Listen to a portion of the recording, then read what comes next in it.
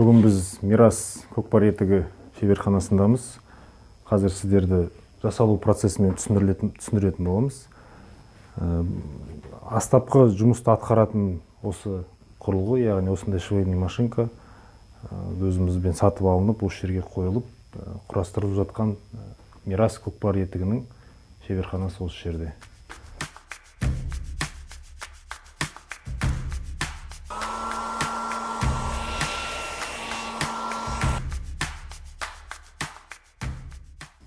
Бұл бөлімшеде желімдеу және толық құрастыру процесі жүреді. Осы жерде айта кететін жай, Мирас көкпар етігіні үзеңгі бау қажамасы үшін арнайы салынады. Қалың былғары үзеңгі батпас үшін екі жағынан да арнайы былғары тігіледі. Және өздеріңіз көріп отырғандай, жаңағы өкшесі толықтай шегеленіп, ортасына қайыс салынып, бұның барлығы шегеге отырғызылып, кейін микропор деген қалың материал желімге, яғни клейге отырғызылады. Іші екі қабат былғарыдан, яғни. Осындай Мирас көкпар етігінің үлгісі.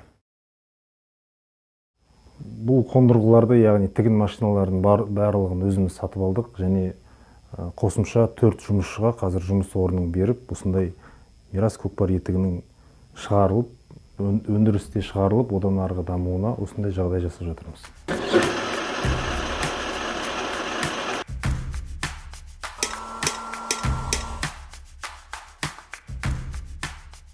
Бұл жерде баста айта кететініміз, осы ең маңызды құрылғы, яғни ең маңызды тігін машинасы осы болыпты. Бұл қазіргі Қытайдың несіне жүгінбей, бұрынғы Совет үкіметінің машинкасына жүгіндік. Өйткені біздің басты мақсатымыз сапа болған себепті, яғни советский стандартқа сол үлгіде жасап шығу үшін осындай арнайы қондырғы машинкаларын қолданамыз.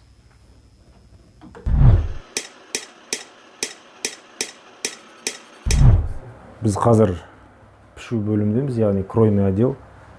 Бұл жерде де айта кететін, Мирас көкпар етігі таза былғарыдан жасалады. Әр өзінің бөлшегі осы жерде мінекей пішіліп, ең бастамасы етіктің осы жерден басталады, яғни.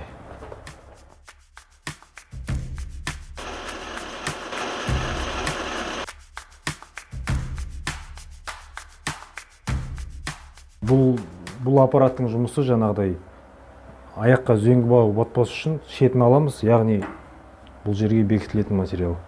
Шетін алу себебіміз құрастырған кезде осы иімдер жұмысқа ыңғайлық береді.